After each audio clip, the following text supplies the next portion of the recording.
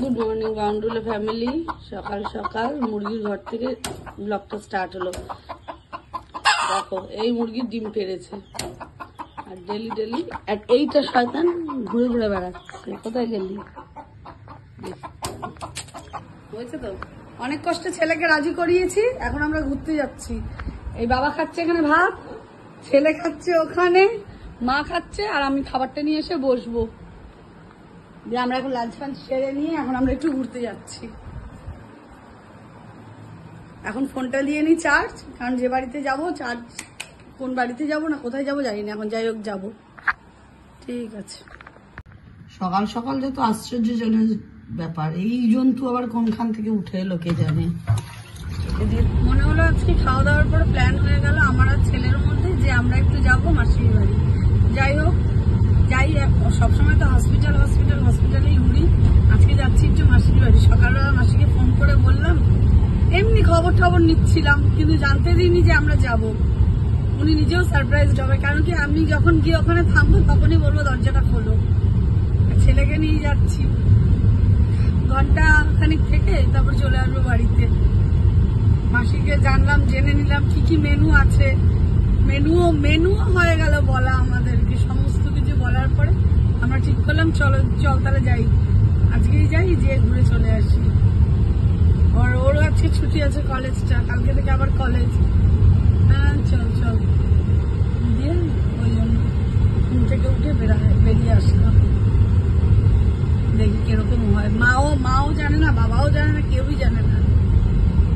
রাস্তা, এই রাস্তায় বাক্সবন্দি দেহ পাওয়া গেছিল বলে জ্যামের পরে জ্যাম ছিল। আমরাও সেই জ্যামে কষ্ট পেয়েছিলাম সেদিনকে হসপিটাল থেকে আসার সময়। একে মায়ের কষ্ট, তার মধ্যে এই অবস্থা। যাই হোক, এখন তো দেখছি পুরো ফাঁকা, জানি না আসার সময় কি হবে। ফিরতে আমাদের এই রাস্তা দিয়েই হবে। এরপরে কি ব্যাপার হয় দেখি, রাত্রে, কারণ রাত্রে তো আবার বেশি চেকিং দেয়, দেখি।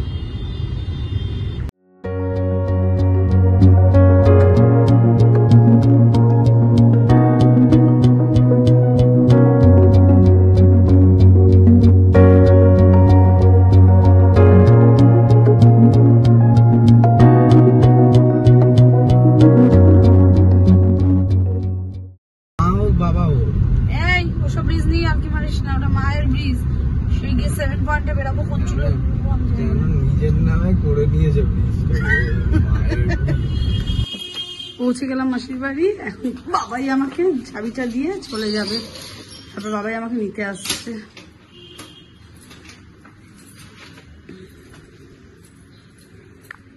পৌঁছে গেলাম মাসির বাড়ি। মাসিও খুব সারপ্রাইজড। এই যে মাসির বাড়িতে এসছি, এবার মাসি আর আমি দুজনে মিলে এখন বসে গল্প করব। মাসিকে তো অনেকেই বলে অনু কেমন আছে, সত্যি বলে অনু কেমন আছে, অনু কেমন আছে। আমার অনু মাসির অবস্থা খারাপ, পা ফুলে গিয়ে। আজকে যারা ব্লগ দেখবে তারা দেখতে পাবে, যেমন গয়াদার বাড়িতে গিয়ে। তো যেন চলো আমরা তাহলে এখন গল্প করে নিই একটু, তারপরে আবার ভিডিওতে আসছি।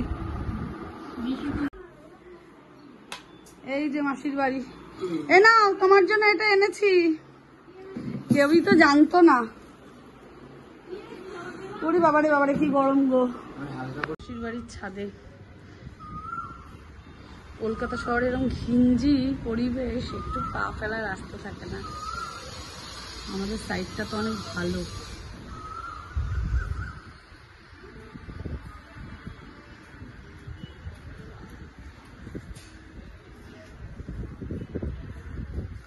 এটা মেন রোড, ওই যে আমাদের গাড়ি দাঁড়িয়ে। ওই পাশে হচ্ছে ঢাকুরিয়া ব্রিজ, ওই পাশে ঢাকুরিয়া ব্রিজ, দক্ষিণাপন সব।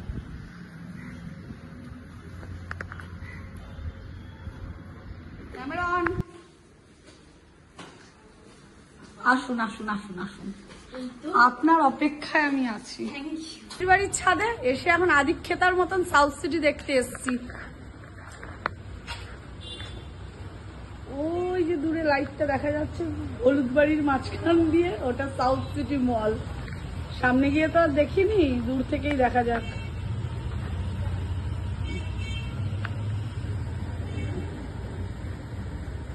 এটা মাসির ঠাকুর ঘর, সঙ্গে মাসির এটা ঘর।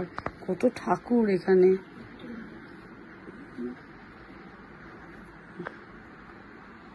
দেখছো কত ঠাকুর মাসি খেতে দেয়। মাসির নতুন তুলসী গাছ হয়েছে, সামনে তুলসী গাছ রাখা, ভাবা যায়। ঠাকুর, গুরুদেবের ফটো, রাধাকৃষ্ণের ফটো। এই যে পাশে আছে বজরংবলী, কালী ঠাকুর। মাসির বাড়ি থেকে কালী পুজোর ভোগ খেতে আসতাম আমরা, যখন আমরা পার্শ্বের কাছে থাকতাম। দেখো আমার জন্য স্পেশাল মিষ্টি এনেছে আমার বোন। রুটি তরকারি আমাদের ভালো লাগার খাবার, জাতীয়, আমার তো জাতীয়। বিরিয়ানি আমি একদম ভালো লাগে। খাবারটাও দিয়ে দিই। হ্যাঁ একদম ওইভাবে না, এইভাবে। দেখো কত কি দিলি রে। ও কুসুম। যাই হোক, আমাদের রাতের খাবার শুরু, খাওয়া দাওয়া করে পত্রপাঠ বিদায়। ফ্রিতে খাওয়া দাওয়া, আবার কি ফ্রিতে বিরিয়ানি, ফ্রিতে ফিশ ফ্রাই, রুটি তরকারি, আর কি চাই। ও আচ্ছা ডিজার্টও আছে। যাই হোক চলো খাওয়া দাওয়া করে নি। পেট্রোলের দাম ও একসঙ্গে আড্ডা মারতে গেলে আবার ফ্রি, আবার ছাড়া কি হয়। একসঙ্গে আড্ডা মারা, ঘোরা ফেরা, সমস্ত কিছু। এ তো সবসময় বিরিয়ানি খেতেই ব্যস্ত, এটা কি বিরিয়ানি খাবো না।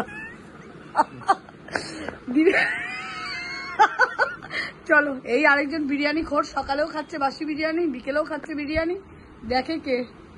চলো ঠিক আছে, আমরা বেরোই আবার। শেষ পাতে মিষ্টিটাও ছাড়ি না। Tata tata, bye bye bye bye, see you see you. আর মিশ আসছি। চল বাবা চল, নাবি এবার, একতলা নাবি। এই চাদরটা এনেছিস তো? চলো। এই আমার ফোন আমি ব্লক করছি। বাড়ি যাও তাড়াতাড়ি।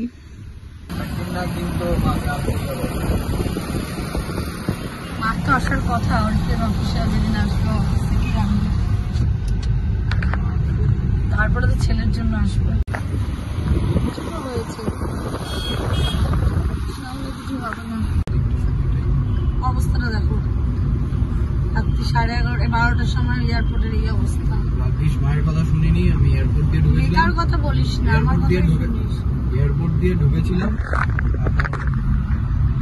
বেসিক্যালি এয়ারপোর্ট মানে আমি যখন ওই রাস্তাটা আসছিলাম, আমি ডিরেক্ট এয়ারপোর্ট দিয়ে একটা শর্টকাট, মানে শর্টকাট বলতে জ্যামটা পাওয়া যায় না, ওই রাস্তাটা ধরেছি।